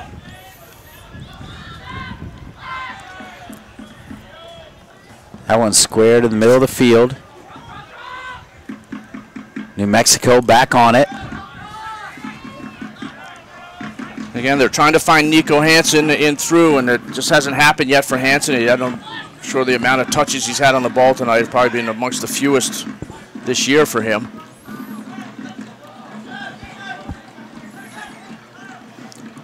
I got to say, a really good start for Chris Garula in the back for New Mexico. Jeremy Fishbein has to be happy with him. He's been somewhat dominant. It looks like quite a good partnership for him and Kyle Venter together. And what a great player for him to be next to learn from, the freshman Garule next to the senior Kyle Venter. Now Tulsa starting to put some passes together. It looks like Tom McIntosh soccer at the moment. Rocha down the left side. He'll square it. Good idea by Rocha. And he'll earn the throw in, just about earned the corner kick as Tom McIntosh looking to make a stub here. Quinn Starker, the junior from Tulsa, Oklahoma, will try to come on. And it looks like Byron Knowles Ramirez will come off as Starker a defender. Well, I'll tell you, it's a bit unusual to sub for a defender in a game when things are going well, but Knowles Ramirez has not really done anything when he's got into the attack. Long throw in. Headed out of there by Fisher. Go ahead, Tulsa.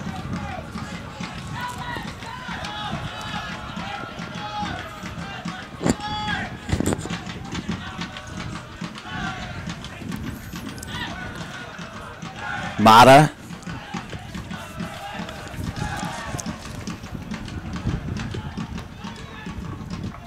Boy, you get into league play, and I'll tell you what, everything changes because you do expect it to be end-to-end, but that's, you know, usually what the games before league play, I'll tell you, everybody tightens up a little bit in league play, and that's what we're seeing here today. I think you're absolutely right with that. Is that while I do think both teams are trying to go for it and everything like that, you maybe are just slightly more tentative, and you see there's less flow in these teams. And the 2 times I've seen both of these teams play this year, and both times they played significantly better, you know, both in soccer with the flow, and just feeling the danger. And you know, it does happen. These are preseason number 1 and number 2 voted by the coaches in the Conference USA. Tulsa voted number 1. New Mexico voted number 2. A little bit of pushing and shoving here over near the bench. Not only that, but a little shoving to the bench. The referee gets everything sorted out. Yeah, I think O'Neill Fisher, right back for New Mexico, shoving back to a guy on the bench, and it's not the type of thing you want to do. And you know, fortunately, Peter Dima decides to just let it go, and I think that's the right thing.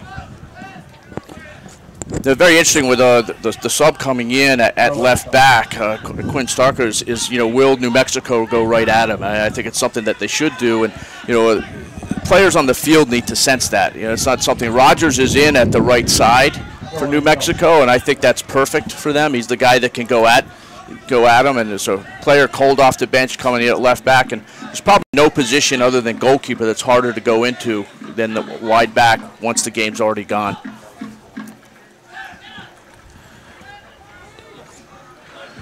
At halftime, we took a look at the NSCAA Continental Tire Top 10, a hard foul there, and they will stop the clock, and I do believe a yellow card will come out as a hard challenge by New Mexico.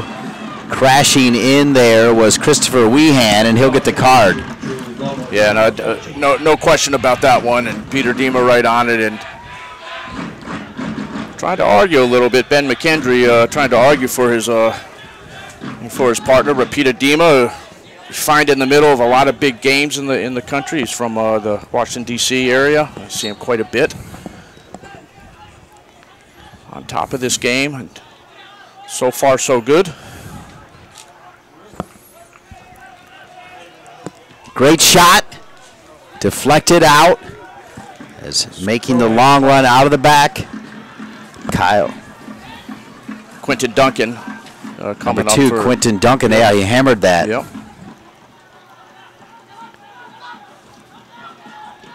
Akil Barrett will turn it to Rocha. Rocha will get it back to Barrett. Barrett with his left foot gets nothing on it. Cummings is there. Now Barrett's there again. And Tulsa starting to put it together. Abe Matamoros on the right side. He'll have the throw in. Drops it quickly to Barrett. Back to Matamoros. Now they'll play it inside. Cummings comes over. Problem is none of those combinations involve the name Mata, and you've got to get the Matas involved. Of course, up top, Christian Mata, who's had a fantastic 2 years, a year and a half, 14 goals, 6 assists as a freshman, 7 goals and 5 assists already, and his brother Omar Mata. Very important, and we haven't said their names, is Rocha with the hard tackle. And no, exactly. No, you're right. We haven't said their names as much this half, and we said it quite a bit in the first half. Certainly, that would have been something that Jeremy Fishbein would have tried to address with his team. Is that those two were getting way too much space facing forward on the ball, and now we have Tony Rocha down on the ground. And Tony Rocha, a very important piece of the Tulsa Golden Hurricane squad, and ability to play left back as well, actually. And Rocha played for the Houston Texans as a youth. Started every game last year, and quite a distributor, and just an outstanding left foot, one of the better ones in Conference USA. I believe he played for the PDL champions, Austin Aztec as well.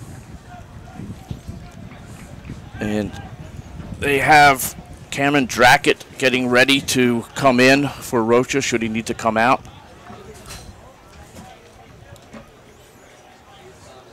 Cameron Drackett, who's played in 8 games so far, no goals or assists. And Drackett is a freshman, also from Texas, Flower Mound, Texas. Number 10, Tony Roca back on his feet. Roca is up, and hopefully good. He's, like I said, he's an important part of the Tulsa team. We'll see if they sub for him or just bring him off and put him back on. It does look like they will sub for him.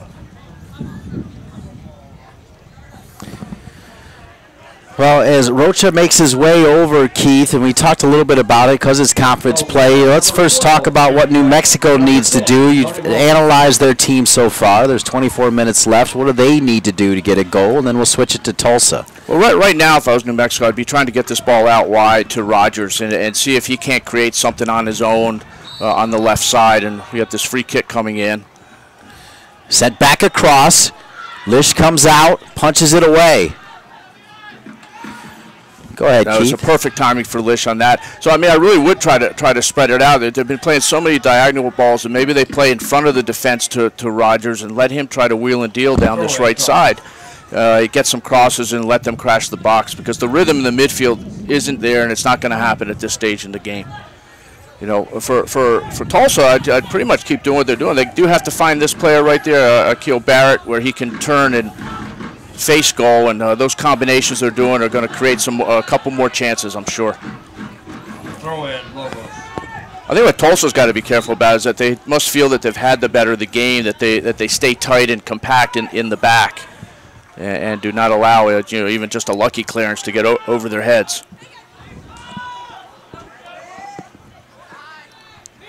And again, he's just left alone up top. Is number 24, Nico Hansen, flicking on to nobody, and they got to come in front of him now. They got to come to people's feet and pull players into the game, and in particular this player, Rogers, number 7. Push to the back. Under 23 minutes left in this one. And then more on Tulsa. Exactly. Well, you know, now of course the free kicks, and New Mexico is a tough team to get a clear chance on if you're going to put this free kick right down the middle because of their 2 center backs, and you know Lish is fairly aggressive. At the same time, they're flat up on the 18, so there's some space for this ball to squeeze through. Free kick again here now for Tulsa, sent into the wall.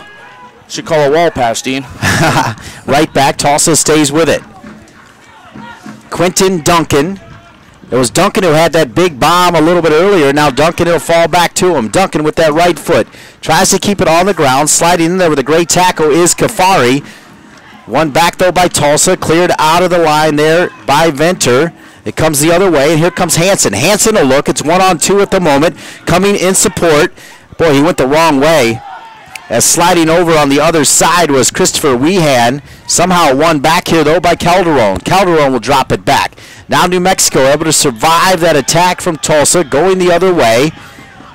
Give Tulsa credit for coming back and handling that counterattack, at least for the moment. Yeah, no, they did, and then Matthew Gibbons, getting the ball for New Mexico, and he's an important part of their attack, even though he's the left back. And other than one time in the first half, that's probably the first time I've seen him with the ball towards the attacking third of the field, and simply because New Mexico has not been able to keep it enough for him to join the attack.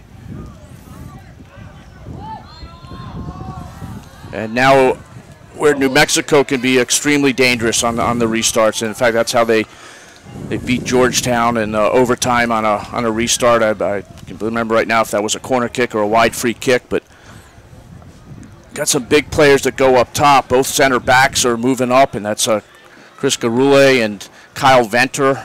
Both of them fairly dominant in the air. And they do a very interesting thing where they leave the player right at the top of the 6, obviously in an offside position, and whether that's supposed to just distract the goalkeeper, I'm not sure. Now he runs into the onside position. Calderon will take it with the right foot, looped in there, headed out by Tulsa. Boy, and Tulsa could have countered right there. That's where you want to see Dylan Alexander, somebody communicate to him that he had some space.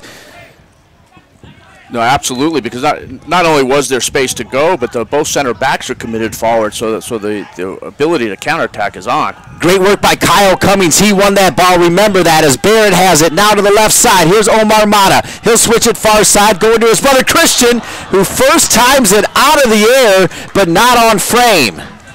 He was certainly going for a highlight goal there, wasn't he? But could have taken that down. We'll have another look at it. Look at this cross coming in and right over there, and Christian Mata timing it, and it would have been quite a goal had he put that in. And if you check the Michigan men's soccer page, you're going to be able to see a goal similar to this that Michigan scored the other day. It's worth looking, and I apologize, I don't know who scored that for them, but one of the best goals, and it was a flick up to himself and a shot from about that distance with the left foot that keeper had no chance. And maybe Christian Mata saw that and said, I want to be the one with the highlight goal of the week. New Mexico now. Boy, that would have been an amazing goal indeed, and might have been the highlight goal of the year. Rogers with a good move. Bourgeois comes over. Look at that. Bourgeois, what a great job defending, keeping Rogers away from the ball, and Tulsa will earn the goal kick. That's good defending from Bourgeois. It was excellent defending, and Rogers is not going to get around him when Bourgeois has got his body between the ball and Rogers. And again, it was the first time Rogers almost had the opportunity to go one-on-one, and again, the thing I think that New Mexico would have some success with if they would get it out wide and let him go. And that time, Quinn Starker getting the ball before Rogers could.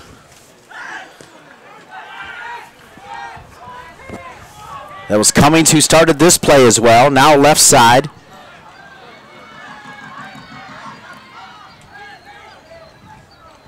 As there's now trying to find Cameron Drackett, number 12 for Tulsa, who has been very involved.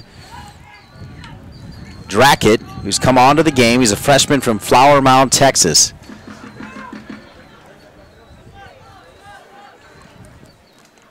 You'll see a strong Oklahoma and Texas flavor on this team, but really Tulsa an equal opportunity program as they will recruit players from all over the country and internationally as well. As we mentioned, Akil Barrett, the fine player from Jamaica, and you've already talked about Knowles Ramirez being from Costa Rica. They've got Quentin Duncan from Canada. And then you've got a couple from that other country, California, as well. Yeah, exactly. Exactly. Quite a few players have come out of that country. Good national team there.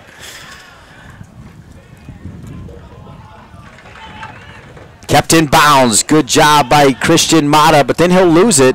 Boy, Mata, you really want to see him be dynamic. You saw it there on that volley, but you want to see him dribble as well. Yeah, because he is really tough to knock off the ball when he gets it at his feet. His center of gravity is one of those just perfect for a player in and around the box. Played up to Hansen. Hansen with Bourgeois closing down. Hansen for New Mexico inside the 18. Goes around Bourgeois. Does a great job to get there. Rogers keeps it down, but a nice save getting low there is the freshman Jake McGuire. And now the game's starting to open up, Keith. It is open up. We have another look at this as the ball gets put across by Hansen, and Rogers getting it. Yeah, tell you what, he could have pulled that into the far post. A lot of space in the far post there, but made it somewhat easy for Jack McGuire, and really one of the only saves we've seen Jack McGuire have to make today. Back to live action. You'll see it again. Hansen dropping it to Rogers. Bourgeois will lose it again, and Rogers, boy, he had time to maybe either take a touch toward the goal or even go away from the goal. Instead, he hammers it and mishit it. And I'd go and say that Rogers, we talk about those, we see it, I mean, he just tried to hit this so hard, and you talk about landing on your shooting foot's good technique, but you gotta get on target. And again, he had the far post wide open to go to. Tulsa comes in 6-3-1. They've got wins at Drake. They beat Ohio State and SIU Edwardsville as part of a tournament right here at this beautiful complex. They also beat Hartwick and Valpo, and then a overtime win over Mark Burson's South Carolina team. Quality wins and even quality losses, though. Old Dominion and Maryland, along with Creighton, are their 3 losses. That does not hurt your RPI at all. No, not at all. In fact, playing those teams obviously helps the RPI, and the RPI, such an important factor in the NCAA tournament at large bids. Meanwhile, New Mexico, Keith, 5-3-1. Their wins over Villanova, Georgetown, who made it to the national championship game a year ago, Santa Clara, UC Santa Barbara, and Marshall. They tied VCU, which by the way, beat Maryland, so that won't hurt. And then they've got losses to Drake and UC Davis. Yeah, so again, a good resume for the tournament, and these teams obviously would like to be able to get the automatic bid by winning the conference, but they're going to be in good shape. They also lost to Cal State Northridge,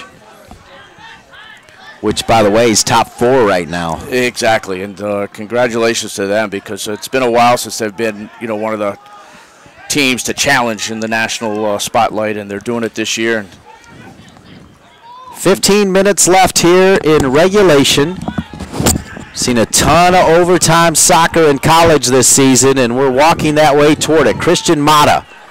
Mata, he'll drop it to the right side. What a great pass. He wants it back. Mata around the goalkeeper. Mata with the goal open and saved off the line. Tracking back there was Michael Kafari, and I thought we had one, Keith. Well, right as you're saying, we'll have another look at this, and the pass is coming in, and nice little ball slipped there. That, Lish forced him to go out wide. Lish was coming out a little reckless, but actually ended up forcing the ball out wide, and there were a lot of Tulsa players in the box if that ball has been able to get across. Well, good team defending behind Lish, and that was actually O'Neal Fisher that was guarding the near post that cleared it out of there. Number 21, the Jamaican who won a national championship under Steve Clemens at Tyler Junior College. He saved the day, but really was the other defenders that pushed Christian Mata out, because when the goalkeeper was out of position, Mata he really couldn't get a shot off. He could, and that was the thing. And you just kept sitting there. People were saying, you're thinking like, shoot the ball. Oh my! A big mistake. Coming the other way is Rogers. Way off his line there is McGuire. This game is starting to open up, and there's some mistakes being made as well, Keith. No, there are. And we talked about the fact that Tulsa had to be feeling pretty good for most of this game, and that they have to really be sure that they, in the back there, that they keep it tight and, don't allow just a lucky ball to go through. This is interesting. They switch balls. Well, that's because these balls won't go in the goal, the one they have, so they have to switch them, So, maybe we'll see something here. I always thought it was the ball when my team wasn't scoring. So Christian Mata, in a sign of sportsmanship, will send it all the way back to Michael Lish from Austin, Texas. The transfer here is a graduate student from Wake Forest.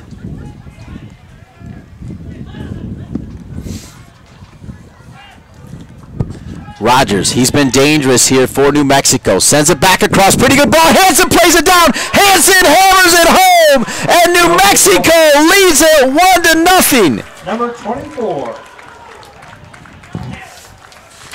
Just as we were talking about the fact that there were some mistakes being made in the back, and all of a sudden wide open, Rogers getting that ball across, an outstanding cross, and then they got a little bit fortunate, with a ball, little rebound to go in and have another.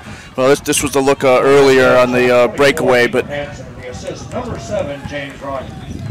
Rogers with it, and Nico Hansen with his 6th goal of the year. 6 goals for Hansen, 2 assists. He now has 14 points on the season, and Hansen, just a freshman from Sacramento, California. At Jesuit High School, he scored 35 goals his senior year. So you knew he could put the ball in the back of the net, but now he's doing it here on the Division I stage and in Conference USA play.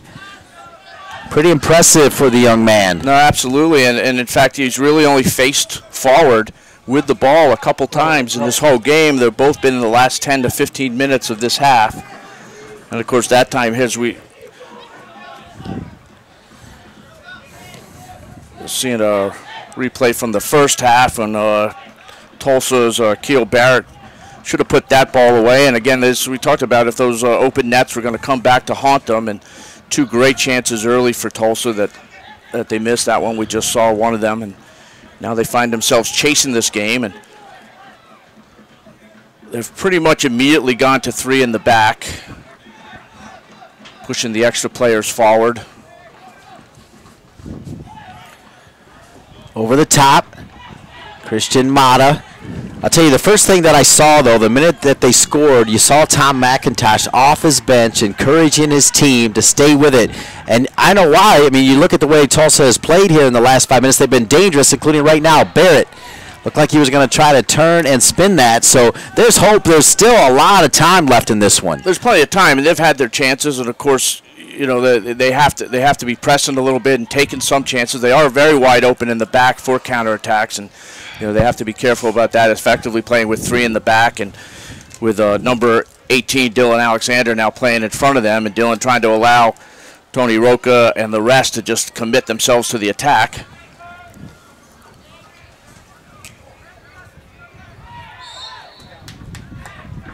Lobos kick. Throw in far side, New Mexico now on top, 1-0. We talked about how good they are on the road. They're undefeated on the road, 3-0-1, and not against slouch teams. They tied VCU, they beat the Georgetown Hoyas, they beat Santa Clara, and they beat Marshall. And should they go on to win this, that'll put them in a tie for first place in Conference USA with UAB, who is 2-0-1 and number 10 in the country.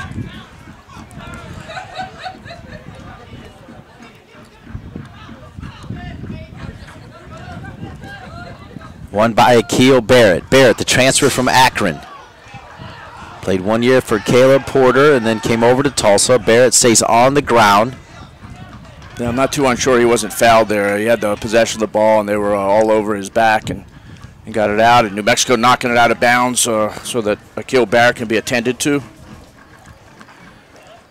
And now we'll see the goal again. There's the cross from Rogers, and again it was the clearance.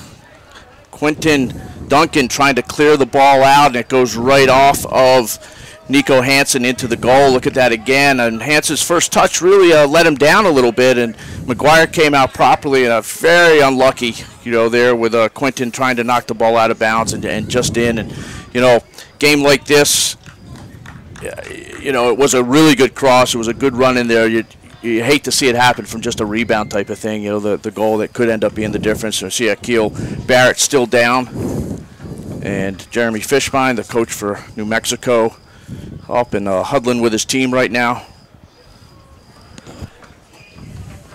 Jeremy in his 12th year with New Mexico, and 18 goals on the season, this being number 18. Akil Barrett back on his feet.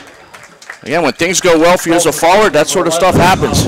Score goals any which way you can, and 6 goals on the season now for this freshman. Michael Colburn for number 24, Nico Hansen. Pretty big time show of sportsmanship as well from New Mexico, because when Barrett went down, which looks like for cramping, New Mexico actually had the ball in their offensive third, and by a lot of standards, yeah, you could keep on going because he was behind the ball. Yeah, you definitely could, and I kind of a little wondering why Tulsa gave him the ball back 70 yards further down. Right, yeah. As they should have put it right out for a throw-in by midfield probably, but albeit we're going 9 minutes, 45 seconds remaining. Conference USA matchup between the number 1 and number 2 teams in the preseason poll. Tulsa voted number 1 by the coaches, and New Mexico voted number 2.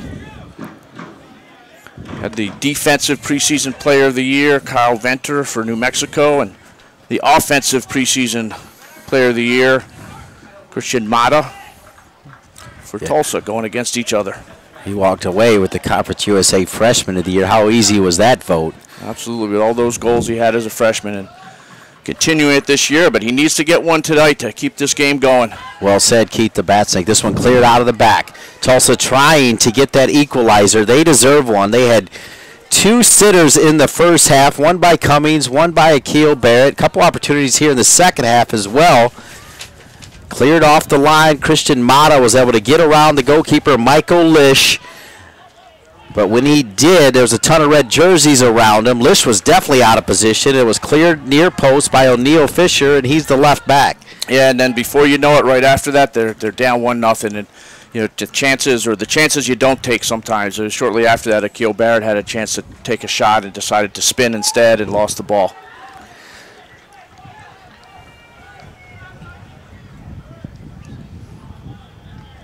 Nicked away. It'll be a throw-in now back for New Mexico. New Mexico will be in no hurry. They're on the road. They're in conference. They lead by a score of 1-0, and they want to do anything they can to keep that clock moving, including throwing it down near the corner flag. I think it's a little bit too early. Yeah. I think 8 minutes to do that is a little bit early for sure. And you know, Tulsa needs to defend those throw-ins on the other side, actually, and not allow that ball down the sideline. That will take care of doing that. But 2 to the ball, and we'll see if they're going to do the same thing here. And sure enough, keeping it down. Absolutely. So taking their time over in the corner, one back by New Mexico. Here's Tulsa, rather, is what I meant. Drackett is on it. Played up top. Looking for Cummings.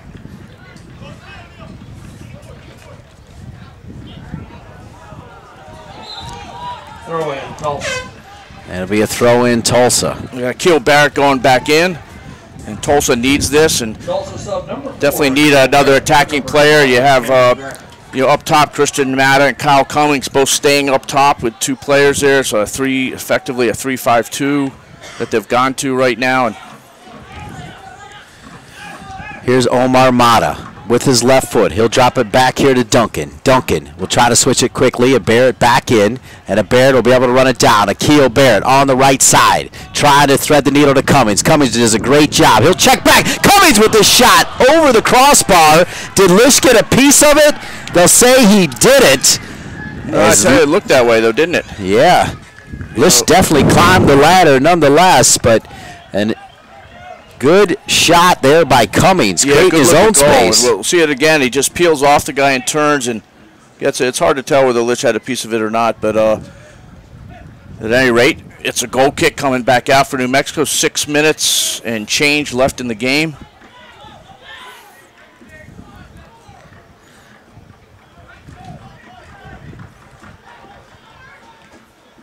One by Kafari. Kafari from Ghana will send it all the way back.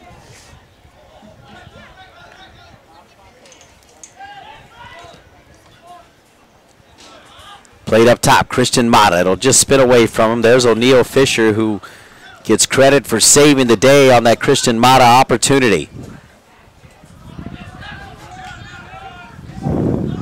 Omar Mata plays it back to Bradley Bourgeois, the sophomore, who along with Abe Matamora is part of that Houston Dynamo program.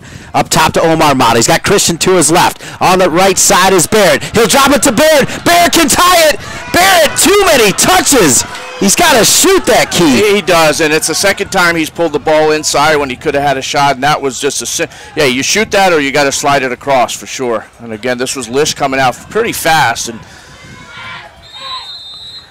boy, what a drop. I think everybody thought for sure that Mata was going to drop it to his brother. Instead, he went right side. Yeah, have a look at that, and he comes inside. And, you know, I just don't understand it. You have that, what an opportunity to shoot the ball. And, again, if you're not going to shoot, you got to slide it across because the keeper's already beat. He's out too fast at you, and slide that ball right across, and you got a great chance. They had numbers in the box as well. Have another look at this here, and there's Mata, number 9, right there, and his brother in the box. And Kafari came back as well to take it away from him after that extra touch from Akil Barrett, the Jamaican. I thought it was going to be tied at 1. Keith, I was sure of it.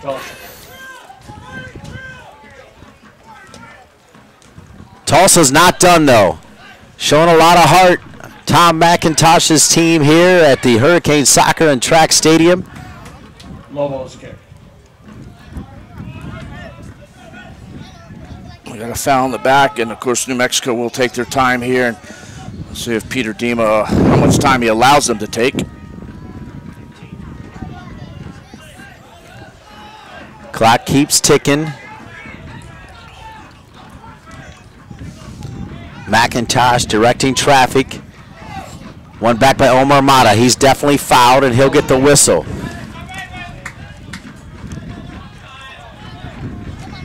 Tom McIntosh asking for the ball boys to get it going. You wonder, is his brother Mark McIntosh part of that great Tulsa youth soccer system? If they've got the ball boys here, they need a little quicker there. Yeah, they need to get it back in play real fast, and the seconds are precious. 3 minutes and 45 seconds left right now. A sloppy play giving the ball away. Calderon. Boy, and he was just completely held up there by Dylan Alexander, and what Alexander's got to realize is that only keeps the clock moving. 3 minutes and 30 seconds here. Some frustration setting in now for Tulsa. One back by Alexander.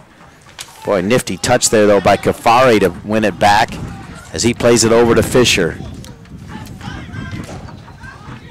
Well, Tulsa's fighting for these balls here. They only have one player up top right now, and they got to take some chances out of the back. At one of those backs to step forward. There's nobody they're marking the center backs right now. New Mexico's just toying with them right now. Let's get the back line for Tulsa standing back. They've got to push up on it.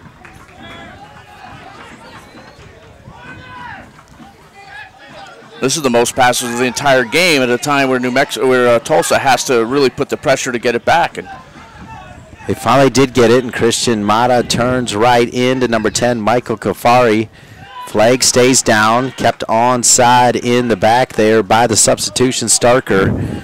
And New Mexico pushing forward with Riley McGovern. McGovern thought about heading toward the corner flag. He'll drop it to Calderon. Where's the urgency from Tulsa? Well, that's what you're wondering. There's no one pushing these players on there. You look again in the back, this back line, and you've got a couple players with nobody that they have to mark, and you got to be even numbers right now. And there's no need to be back there. Keeper can be off his line a little further for a through ball.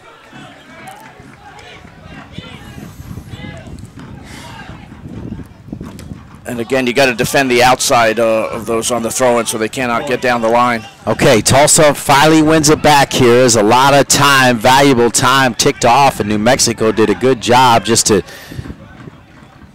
pass it amongst themselves, killing the clock. They'll play it up top, all alone. Christian Mata, how did he do it? Christian Mata trying to power through 3 red jerseys. Omar Mata can't get to it, and that second ball where that urgency is needed by Tulsa. Rogers, he was almost clipped. He could drop it. It could be 2-0. Calderon is there. Calderon's wide open. How does he not give it to Calderon? It falls back again. A shot here by Weehan. Back across, and now Calderon gets it. Boy, when they look at that tape right there, Jeremy Fishbein just took his hat off. Calderon was wide open. No excuse for Rogers not to play it. He had 3 or 4 times to play the ball, and he just decided, I was just very... I don't mind selfish players in the attack. That was way too selfish. It was so obvious to get that ball into Calderon and, game over. And if, it's less than a minute right now, that probably won't end up hurting them. But boy, you wonder if Calderon will remember that after the game. They'll certainly remember it when they see the film.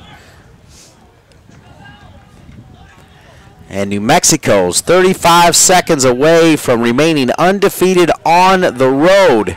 They'll get their 4th win and 5 tries to go with a tie. And impressive when you look at the fact that they dodged a couple big bullets in the first half. And again, that did come back to haunt Tulsa, as Tulsa had 2 open nets in the first half. 10, 9, 8, 7, 6, 5. And in the final 3, 2, seconds of this one, it's Jeremy Fishbein's New Mexico Lobos 1, Tom McIntosh's Tulsa Golden Hurricane 0. Not for a lack of effort, though, as Tulsa has some quality chances, particularly in the first half, Keith the Batstick, but New Mexico with a big win on the road. Yeah, and both teams were trying, going for it. A little bit tentative for part of the game, Dean, but in the end there ends up being a little bit of a mistake. A good play by Rogers for the cross, and then fortune bounce, that comes right to Hansen for the goal. And again, we see some of these chances that that Tulsa had. Your Golden Hurricane would like to see and Lish getting another shutout, his 5th shutout of the year for Michael Lish, as we watch some of the highlights of the game coming in. And we'd love to see that those chances that were never taken, that came in, and again the ball going in and Lish getting that. That's the collision where Rogers had to come out for a little while from the game, and fortunately for New Mexico, he came back in, and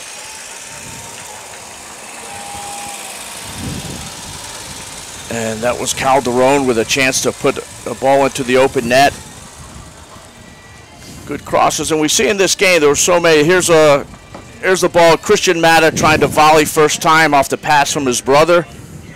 And here's Hansen getting along the baseline, and Rogers having a shot, but right at goalkeeper Jack McGuire. And Here is Rogers again, trying to break the back of the net with a shot. And here's the one again. Lish comes out, and this is O'Neal Fisher clearing the ball off the line, and McGuire coming out for the clearance. And now the cross that unfortunately went off of Quentin Duncan right back into the run of Nico Hansen for his 6th goal of the year and what proved to be the game-winning goal for New Mexico, 1-0, and New Mexico goes to 6-3-2, and there it is once again, the freshman goal-scoring machine for the Lobos. And Hansen with his 6th goal of his freshman campaign to go with 2 assists, and boy, you thought maybe they were going to get one here from Barrett. Yeah, and they just didn't pull the trigger. A couple times players out on the field did not take the chances and pull the trigger, and that was one of them. And again, there's a time Rogers pulled the trigger, but Calderon was wide open for quite a number of times there, and he ends up getting that shot going across. And New Mexico Lobos huddle. All right, and your final score again here from Tulsa is New Mexico 1 and Tulsa 0. You saw it all right here on NSCAATV.com, reminding you that registration for the 2014 NSCAA Convention is now open. Join 10,000 of your coaching peers for soccer's biggest party this January 15th through 19th in Philadelphia. We guarantee that you will learn something new from the world's best clinicians and gain new connections by attending one of the many networking socials. You can even get your coaching diplomas during the week. Visit nscaa.com/convention for all event details. Your final score on NSCAA TV, New Mexico 1, Tulsa 0.